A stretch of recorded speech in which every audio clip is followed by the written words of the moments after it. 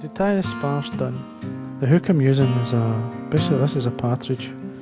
It's a size 18 barbless hook, dry fly hook. And the thread I'm going to be using is a chartreuse 80 uni thread.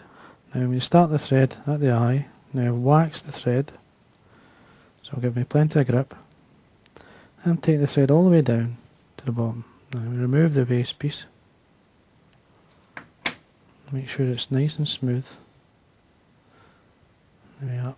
It's important to get the layer of thread down really smooth so that when you wind a quill body on this, so I need it nice and smooth for that.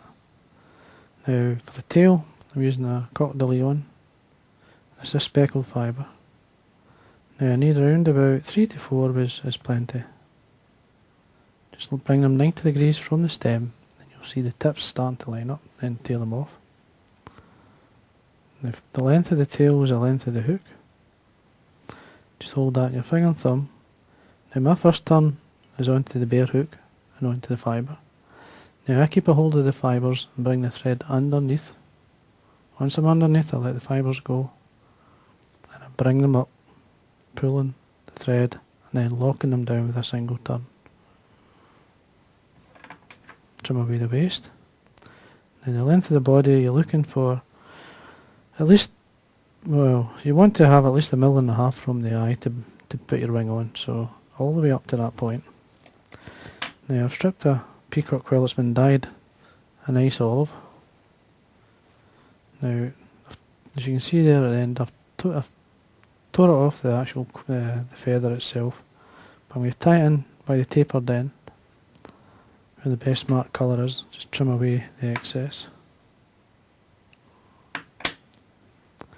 And then catch in the full length of the body. Now at this point, just check and make sure that each turn is evenly, like one turn in front of the other, so that there's no turns overlapping.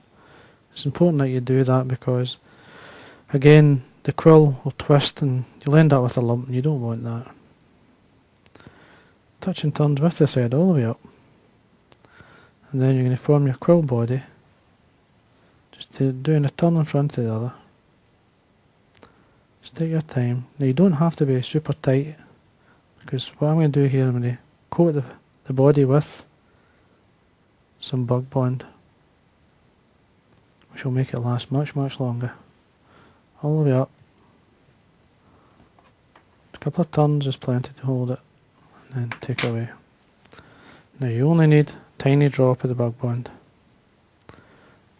Now I've got some that's come off out of the nozzle, so I'm just going to use my needle to put it on or apply it.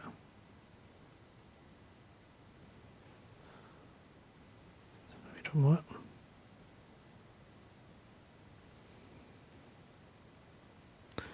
The bug bond, I mean, if you haven't got the bug bond, you just can use some varnish, quick drying varnish, hard as nails or something like that. Just give it, I mean, it doesn't take long for hard as nails, especially when it's brand new to set. Now I'm just going to hit it with the torch, and that'll set it. Now a wee bit of safety with the new, this is a new torch, this is the new Pro version. It's very important that you don't shine this in anyone's eyes or your own eye, because it will damage them. Just be careful with it. There is a warning on the torch, as you can see there, maybe upside down, but just to make sure you don't do it. It doesn't take very strong, this light, and it takes very little time to set it. And you'll find it really hard, and your fly will last much longer if you use it. Now this is where you can decide whether you use a single plume of CDC or two.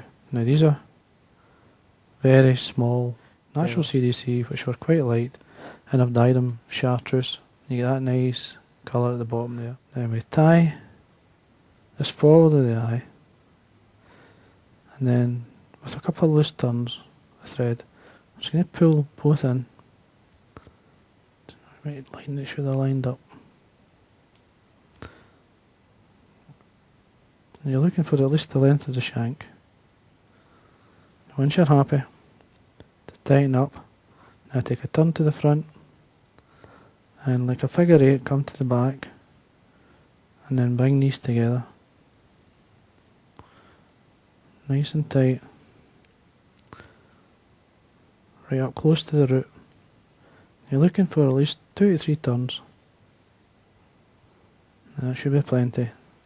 And then, just to tidy up, I've got some light olive and dry fly dubbing. You'll need a wee drop. Slide it up. And then again, do a figure 8 using the dubbing either side. Finish up at the front. Then a wee bit of wax onto your thread. And I'm going to whip finish.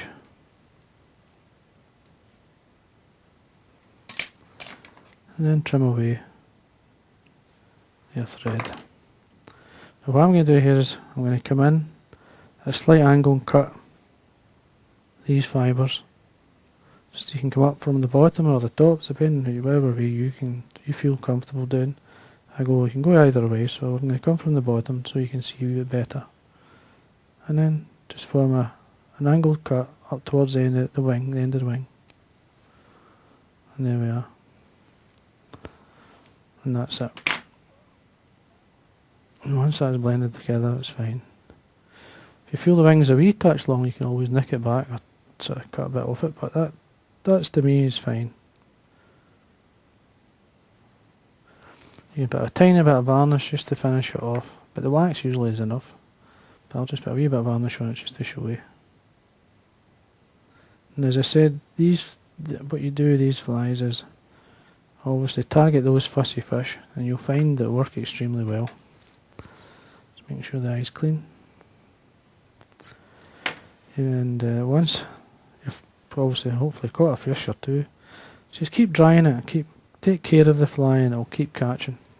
Obviously have a box of these because they will eventually wear, but they're very simple and delicate dressings that times you really need flies like this.